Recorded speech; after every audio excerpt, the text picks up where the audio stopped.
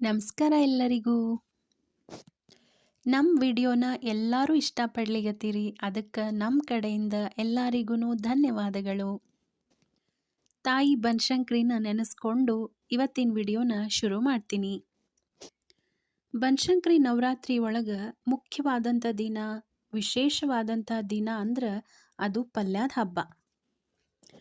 ಇನ್ನು ಪಲ್ಯದ ಹಬ್ಬದ ವಿಶೇಷ ಏನಂತಂದ್ರೆ 108 ಥರದ ಕಾಯಿ, ತರಕಾರಿ, ಸೊಪ್ಪುಗಳು ಎಲ್ಲಾನು ಉಪಯೋಗಿಸ್ಕೊಂಡು ಅಡುಗೆ ಮಾಡಿ ಬನಶಂಕರಿಗೆ ನೈವೇದ್ಯವನ್ನು ಮಾಡಬೇಕು.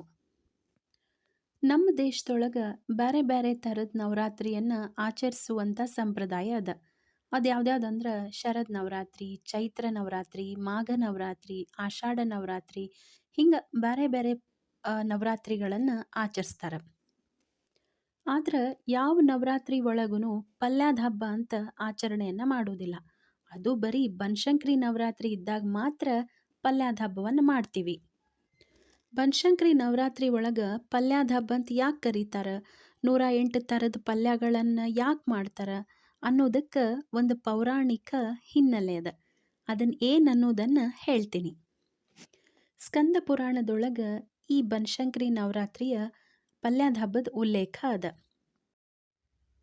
ಹಿರಣ್ಯಾಕ್ಷನ ಮೊಮ್ಮಗ ದುರ್ಗಮಾಸುರ. ಈ ದುರ್ಗಮಾಸುರ ಒಮ್ಮೆ ನಾರದರಿಗೆ ಕೇಳ್ತಾನಂತ, ಅದೇನಂದ್ರೆ ದೇವತೆಗಳಿಗೆ ಎಲ್ಲಿಂದ ಶಕ್ತಿ ಬರ್ತದ, ಆ ಶಕ್ತಿ ಬರುವುದ ಹಿನ್ನೆಲೆ ಏನು ಅಂತ ಕೇಳ್ತಾನ. ಅದಕ್ಕೆ ನಾರದ್ರು ಹೇಳ್ತಾರ, ಭೂಲೋಕದೊಳಗೆ ಇರುವಂಥ ಋಷಿ ಮುನಿಗಳು, ಬ್ರಾಹ್ಮಣರು ಯಜ್ಞಯಾಗಗಳನ್ನು ಮಾಡ್ತಾರ. ಈ ಯಜ್ಞದೊಳಗೆ ದೇವತೆಗಳಿಗೆ ಹವಿಸ್ಸನ್ನು ಕೊಡ್ತಾರ. ಅವ್ರು ಕೊಡುವಂಥ ಹವಿಸ್ಸಿನಿಂದನ ದೇವತೆಗಳಿಗೆ ಶಕ್ತಿ ಬರ್ತದಂತ ಹೇಳ್ತಾರೆ. ಇದರ ಪ್ರಭಾವವಾಗಿ ದೇವತೆಗಳು ಏನು ಮಾಡ್ತಾರಂದ್ರೆ ಭೂಮಿ ಮೇಲೆ ಮಳೆಯನ್ನು ಸುರಿಸ್ತಾರಂತ ನಾರದ್ರು ಹೇಳ್ತಾರೆ. ಇದನ್ನು ತಿಳ್ಕೊಂಡಂಥ ದುರ್ಗಮಾಸುರ ತಾನೂ ದೇವತೆಗಳೇ ಹಂಗೆ ಶಕ್ತಿಶಾಲಿ ಆಗಬೇಕು ಅಂತ ಬ್ರಹ್ಮದೇವರನ್ನ ಕುರಿತು ಘೋರವಾದಂಥ ತಪಸ್ಸನ್ನು ಮಾಡ್ತಾನೆ. ಆಗ ಬ್ರಹ್ಮದೇವರು ದುರ್ಗಮನ ತಪಸ್ಸನ್ನು ಮೆಚ್ಚಿ ಪ್ರತ್ಯಕ್ಷರಾಗ್ತಾರೆ. ಪ್ರತ್ಯಕ್ಷರಾಗಿ ಏನು ವರ ಬೇಕು ಅಂತ ಕೇಳ್ತಾರೆ. ಆಗ ದುರ್ಗಮಾಸುರ ಹೇಳ್ತಾನೆ, ಸಕಲ ವಿದ್ಯೆ ವೇದಗಳಿಗೆಲ್ಲ ನಾನ ಅಧಿಪತಿ ಆಗಬೇಕು ಅಂತ ಹೇಳ್ತಾನೆ. ಎಲ್ಲ ವೇದಗಳೂ ನನ್ನ ವಶ ಆಗಬೇಕು ಅಂತ ಕೇಳ್ತಾನೆ. ಆಗ ಬ್ರಹ್ಮದೇವರು ತಥಾಸ್ತು ಅಂತ ಹೇಳಿ ಮಾಯ ಆಗ್ತಾರೆ. ಬ್ರಹ್ಮದೇವರ ವರದಿಂದ ದುರ್ಗಮಾಸುರ ಸಕಲ ವೇದಗಳಿಗೂ ತಾನ ಒಡೆಯ ಆಗ್ಬಿಡ್ತಾನೆ. ಆಗ ಋಷಿಗಳಿಗೆಲ್ಲ ವೇದಗಳೆಲ್ಲ ಮರ್ತೋಗ್ಬಿಡ್ತಾವ. ಭೂಮಿ ಮೇಲೆ ಯಜ್ಞಯಾಗಗಳೆಲ್ಲ ನಿಂತು ಹೋಗ್ಬಿಡ್ತಾವ. ಇದರಿಂದ ದೇವತೆಗಳಿಗೆ ಹವಿಸ್ಸು ಸಿಗುವುದಿಲ್ಲ. ಭೂಮಿ ಮೇಲೆ ಮಳೆ ಸುರಿಸುವಂಥ ಶಕ್ತಿಯನ್ನು ದೇವತೆಗಳೇ ಕಳೆದುಕೊಂಡ್ಬಿಡ್ತಾರೆ. ಆಗ ಭೂಮಿ ಮೇಲೆ ಎಲ್ಲ ಕಡೆನೂ ಘೋರವಾದಂಥ ಬರಗಾಲ ಸೃಷ್ಟಿ ಆಗ್ಬಿಡ್ತದೆ.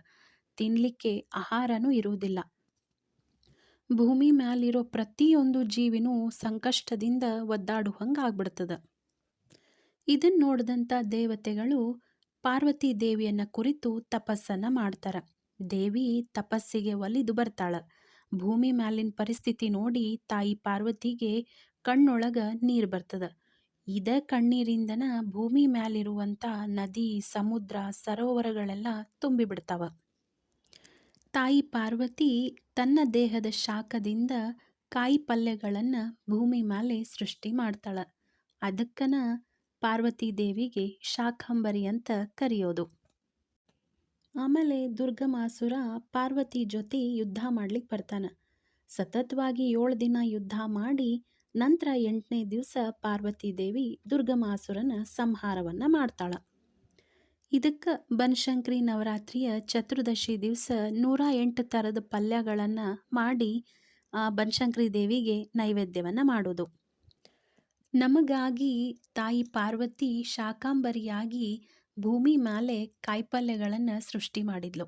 ಅದಕ್ಕೆ ಆಕಿ ನವರಾತ್ರಿಗೆ ನಾವು ಆಕಿ ಸೃಷ್ಟಿ ಮಾಡಿದಂಥ ಕಾಯಿಪಲ್ಯಗಳನ್ನು ಉಪಯೋಗಿಸ್ಕೊಂಡು ಅಡುಗೆ ಮಾಡಿ ತಾಯಿ ಬನಶಂಕರಿಗೆ ನೈವೇದ್ಯವನ್ನು ಮಾಡೋದು. ಇದಕ್ಕನ ಪಲ್ಯದ ಹಬ್ಬ ಅಂತ ಕರೀತಾರೆ. ಯಾರ ಕುಲದೇವತೆ ಬನಶಂಕರಿ ಇರ್ತಾಳೋ ಅವ್ರ ಮನೆಯೊಳಗಂತೂ ನವರಾತ್ರಿ ಒಳಗೆ ಪಲ್ಯದ ಹಬ್ಬದ ದಿವಸ ತಪ್ಪದೇ 108 ಥರದ ಪಲ್ಯಗಳನ್ನು ಮಾಡಿ ದೇವಿಗೆ ನೈವೇದ್ಯವನ್ನು ಮಾಡ್ತಾರೆ. ನಮಗೆ 108 ಥರದ ಪಲ್ಯ ಸಿಗುವುದಿಲ್ಲ ಮತ್ತು ಮಾಡ್ಲಿಕ್ಕೆ ಕಷ್ಟ ಆಗ್ತದಂತಂದ್ರೆ ಕೊನೆ ಪಕ್ಷ ಹಸಿ ಶುಂಠಿ ಅಂದ್ರೆ ಅಲ್ಲ ಅಂತ ಏನು ಕರಿತೀವಲ್ಲ ಅದು ಮತ್ತು ನೆಲ್ಲಿಕಾಯಿನ ಉಪಯೋಗಿಸ್ಕೊಂಡು ಅವತ್ತು ನೈವೇದ್ಯ ಮಾಡಬೇಕು. ಅಲ್ಲ 60 ಪಲ್ಯಕ್ಕೆ ಸಮ ಮತ್ತು ನೆಲ್ಲಿಕಾಯಿ 40 ಪಲ್ಯಕ್ಕೆ ಸಮ. ಇನ್ನು ಉಳಿದದ್ದು 8 ತರಕಾರಿನ ಉಪಯೋಗಿಸ್ಕೊಂಡು 8 ಥರದ ಪಲ್ಯಗಳನ್ನು ಮಾಡೇ ಮಾಡ್ತಾರೆ. ನಮ್ಮ ಮನೆ ಕುಲದೇವತೆನೂ ಬಾದಾಮಿ ಬನಶಂಕರಿ. ಹಂಗಾಗ ನವರಾತ್ರಿ ಒಳಗೆ ಪಲ್ಯದ ಹಬ್ಬದ ದಿವಸ ನಾವು ಎಷ್ಟು ಥರದ ಪಲ್ಯ ಮಾರ್ಕೆಟ್ನೊಳಗೆ ಸಿಗ್ತಾವೋ ಅಷ್ಟೆಲ್ಲ ತೊಗೊಂಡು ಬಂದು ಅವತ್ತು ಅಡುಗೆ ಮಾಡಿ ನೈವೇದ್ಯವನ್ನು ಮಾಡ್ತೀವಿ. ಪ್ರತಿ ವರ್ಷದಂಗೆ ಈ ವರ್ಷನೂ ಎಲ್ಲ ಥರದ ಕಾಯಿಪಲ್ಯನ ತೊಗೊಂಡು ಬಂದಿದ್ವಿ. ಸೂಪರ್ ಮಾರ್ಕೆಟಿಗೆ ಹೋಗ್ಬಿಟ್ರಂತೂ ಕಣ್ಣಿಗೆ ಎಷ್ಟು ಬೇಕೋ ಅಷ್ಟು ತರಕಾರಿ ಸಿಗ್ತಾವೆ ನೋಡ್ರಿ. ಮನೆಗೆ ತೊಗೊಂಡು ಬಂದು ಕಾಯಿಪಲ್ಯ ಮತ್ತು ತೊಪ್ಪಲ ಪಲ್ಯ ಎಲ್ಲನೂ ಸ್ವಚ್ಛಾಗಿ ತೊಳೆದು ಎಲ್ಲ ಹೆಚ್ಚಿ ಅಡುಗೆಗೆ ರೆಡಿ ಮಾಡಿಟ್ಟಿದ್ವಿ. ಶುಂಠಿ ನೆಲ್ಲಿಕಾಯಿ ಚಟ್ನಿ, ಕಾರ್ನು ಮತ್ತು ಸಬ್ಬಸ್ಗೆ ಕೋಸಂಬರಿ ಮತ್ತು ಎಲ್ಲ ಸೊಪ್ಪುಗಳನ್ನು ಹಾಕಿ ಮುದ್ದೆ ಪಲ್ಯ, ಬೆಂಡೆಕಾಯಿ ಪಲ್ಯ ಮತ್ತು ಎಲ್ಲ ಕಾಯಿ ಪಲ್ಯ ಸೇರಿಸಿ ಮಿಕ್ಸ್ ಪಲ್ಯ, ಬೂದು ಕುಂಬಳಕಾಯಿದು ಪಳ್ದ್ಯ ಮತ್ತು ತಾಳ್ಸಿದ ಪಲ್ಯ, ಅವರೆಕಾಯಿ ವಟಾಣಿ ಹಾಕಿದ ಚಿತ್ರಾನ್ನ, ಬದ್ನಿಕಾಯಿ ಪಲ್ಯ, ಕ್ಯಾಬೇಜ್ ಪಲ್ಯ, ಗೊಜ್ಜು, ನೆವಣಕ್ಕಿ ಪಾಯಸ, ಅನ್ನ, ಸಾರು, ತವ್ವಿ ಮತ್ತು ಕಡ್ಲಿಬೇಳೆ ಮತ್ತು ನೆವಣಕ್ಕಿ ಹಾಕಿದ ಪಾಯಸ. ಇನ್ನು ಹೂರಣ ಅಂತೂ ಇರಬೇಕು. ನೈವೇದ್ಯಕ್ಕೆ ಕಡುಬು ಮಾಡಿದ್ವಿ ಮತ್ತು ಆರತಿಗೂ ಹೂರಣ ಇತ್ತು.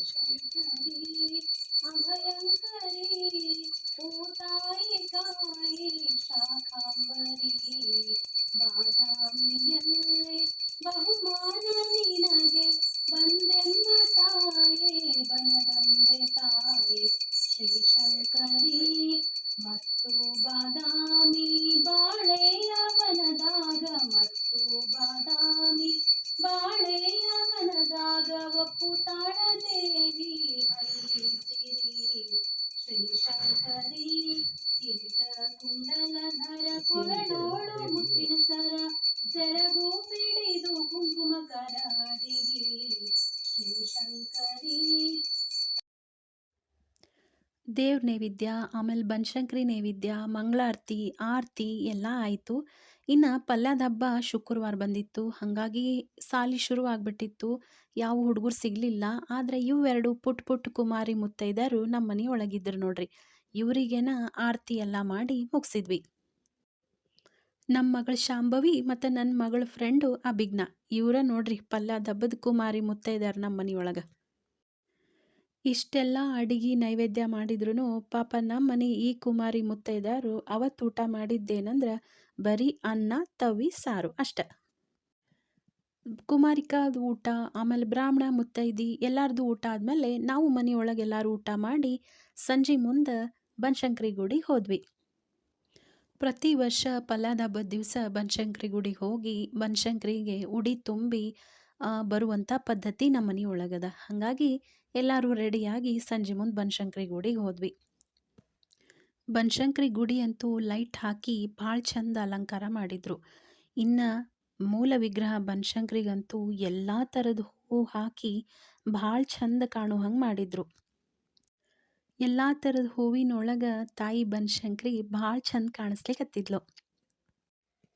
ಇನ್ನು ರಾತ್ರಿ ಬನಶಂಕರಿ ದೇವಿಗೆ ತೈಲದಿಂದ ಅಭಿಷೇಕ ಮಾಡ್ತಾರಂತ ಹೇಳಿದರು. ಗುಡಿ ಒಳಗೆ ನಾವು ಹೋಗೋದಕ್ಕನ ಹೋಮ ಶುರು ಆಗಿತ್ತು. ನಾವು ಸ್ವಲ್ಪ ಹೊತ್ತು ಗುಡಿ ಒಳಗೆ ಕೂತು ಹೋಮದ ಹೊಗೆನ ಸ್ವಲ್ಪ ಬಡಿಸ್ಕೊಂಡ್ವಿ ನೋಡ್ರಿ. ಆಮೇಲೆ ದೇವಿಗಂತನ ತೊಗೊಂಡು ಹೋಗಿರುವಂಥ ಉಡಿ ಸಾಮಾನ, ಸೀರೆ ಎಲ್ಲ ಹಾಕಿ ಎಲ್ಲರೂ ಉಡಿ ತುಂಬಿದ್ವಿ. ನಮ್ಮ ಶಾಂಭವಿ ಕೈಯಿಂದ ಆ ತಾಯಿ ಶಾಂಭವಿಗೆ ಉಡಿ ತುಂಬಿಸಿದ್ವಿ. ಹೋದ ವರ್ಷ ಸಣ್ಣಕ್ಕಿದ್ಲು, ಆದರೆ ಈ ವರ್ಷ ಉಡಿ ತುಂಬಷ್ಟು ದೊಡ್ಡಕ್ಕಾಗ್ಯಾಳ. ಇನ್ನು ಮನೆಗೆ ಬಂದ ಮೇಲೆ ನಮ್ಮ ಮನೆ ಕುಮಾರಿ ಮುತ್ತೈದಿ ಶಾಂಭವಿಗೆ ಅವ್ರ ಅಜ್ಜಿ ಕೂಡಿಸಿ ಉಡಿ ತುಂಬಿದ್ರು. ಹೆಂಗೆ ಅನಿಸ್ತು ಇವತ್ತಿನ ವಿಡಿಯೋ? ಈ ವಿಡಿಯೋ ನಿಮ್ಗೆ ಇಷ್ಟ ಆಗಿತ್ತಂದ್ರೆ ನಮ್ಮ ವಿಡಿಯೋಕ್ಕೊಂದು ಲೈಕ್ ಮಾಡಿರಿ. ಹಂಗೆ ನಮ್ಮ ಚಾನಲ್ನ ಸಬ್ಸ್ಕ್ರೈಬ್ ಮಾಡಿಕೊಡ್ರಿ. ಈ ವಿಡಿಯೋನ ನಿಮ್ಮ ಫ್ರೆಂಡ್ಸ್ ಆ್ಯಂಡ್ ಫ್ಯಾಮಿಲಿ ಮೆಂಬರ್ಸಿಗೂ ಶೇರ್ ಮಾಡಿರಿ. Thank you.